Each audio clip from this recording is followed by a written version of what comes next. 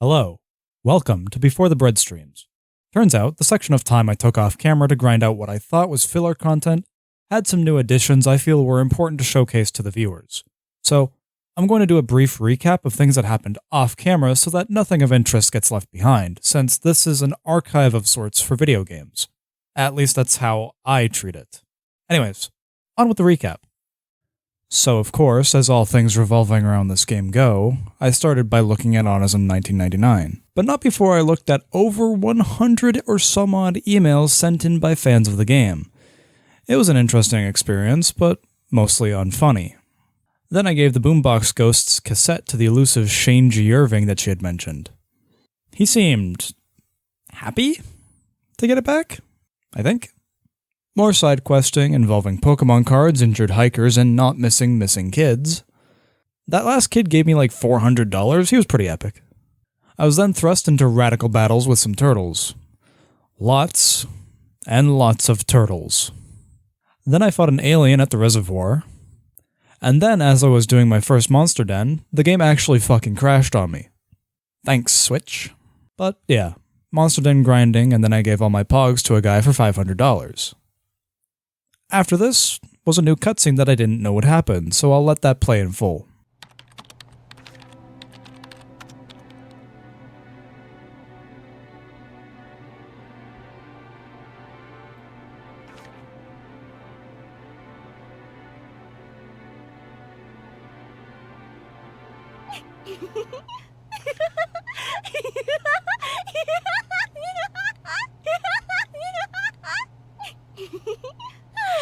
YIIK is so funny.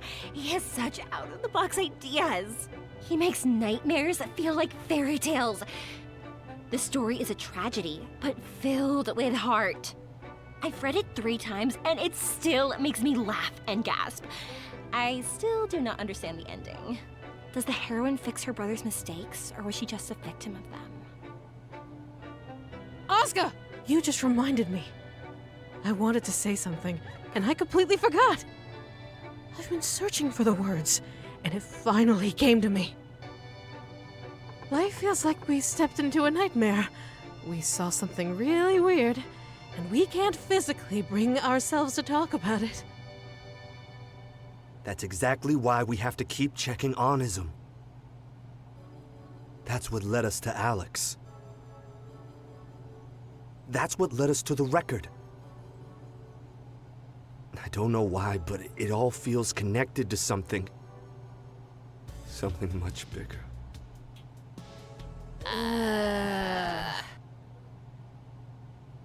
He brings out the worst in you. The worst in me? What's that supposed to mean?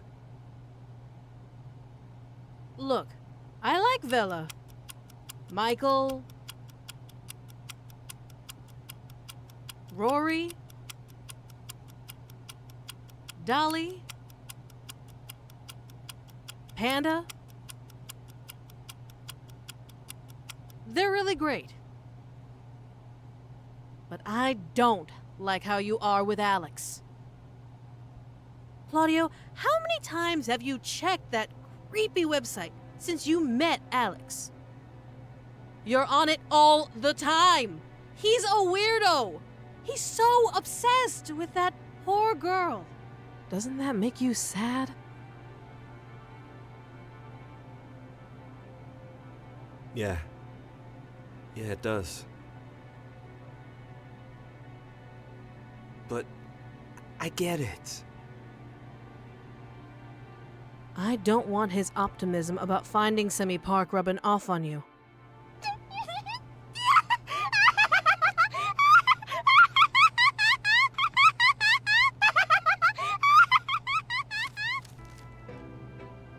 I think it's time you take a break. This script has broken your mind. Oh my, I'm so sorry. I wasn't paying attention.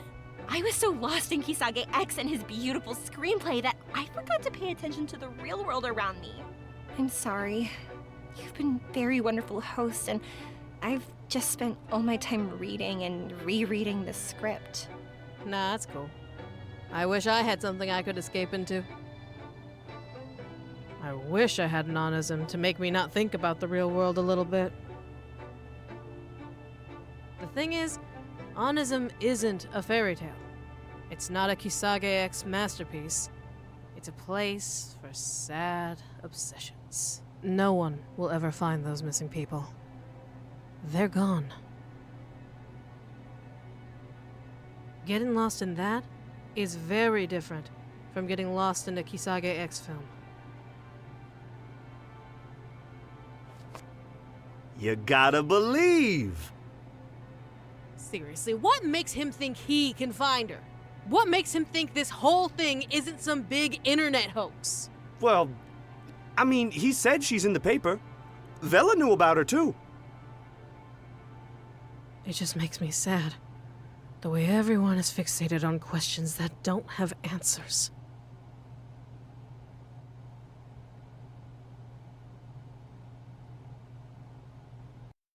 After that, I got tasked with putting up posters for Semi Park, which I did at the mall, the gas station, the strip mall, Windtown, and lastly, the university. There was someone at the university who wanted my Geiger counter, so I parted with it to get a mysterious cassette. Turns out you can take it back to the factory where we first met Semi, and unlock a chest with it that holds a very good weapon for Alex. Going back to the poster girl gives Michael a really good weapon too. More fighting, this time 3 entities. After that, shocking development, more fighting in monster dens this time. Another Alex monologue, this time in full. Between the end of that strange winter and the approach of New Year, my life went on without change. Day would dawn and I would repeat my alternation of spending time with my friends and honing my powers in the Mind Dungeon. It rained a lot last month.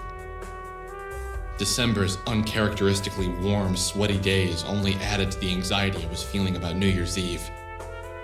Aside from the weather, there was hardly anything to distinguish one day from the next. Each day we trained, we hung out, we read the newspapers, we read about deaths, shootings, kidnappings, bombings. I worked at concentrating my attention on the real and useful. Even with all my friends with me, every now and then I would feel a violent stab of loneliness. The very water I drank, the very air I breathed, would feel like long, sharp needles. I could hear the roots of loneliness creeping through me when the world was hushed at 4 o'clock in the morning. Christmas was coming, and then, in a few days, the world might end. Could I really be the end? I was starting to love the world so much. All of my friends, my mom, even my sister. Everyone seemed so much more special when I realized how easily they could be lost. Then a brief detour to purge a monster den, followed closely by a new cutscene.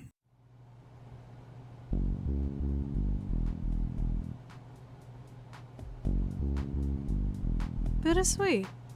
What a beautiful screenplay. What part are you on? The heroine has just played catch with her brother for the first time. Only it is her brother from the mirror world across the dark pond. The brother who actually treated her with kindness. Yeah, that part chokes me up. I think about Aaron. Maybe he's across the dark pond in the mirror world. I don't know. Is that where you picture your brother now, Claudio? In the mirror world? I don't know. I just try and hope wherever he is, it's a good place. Something better than what he knew. And I knew what he knew. And it was beautiful. The Kisage X movie didn't make me think of Aaron, though. It made me think of Alexander, Aaron's friend. Oh, that kid was a sad case. He was a weirdo and wanted to be just like Aaron. He copied him. Tried to take on his personality traits. But, didn't get why Aaron was so likable. Yeah, the brother who pushes the heroine in the dark pond was a classic Alexander. Oh, that reminds me. Are you going to the New Year's Eve party, Oscar? I want to, but I still haven't memorized all of my lines. The script is so complex. Oh, I think I'm going to have to skip it. It's cool. We'll see you New Year's Day. It's the new millennium. Going to be a ball. New millennium? What are you talking about? Oh no. Not in here too.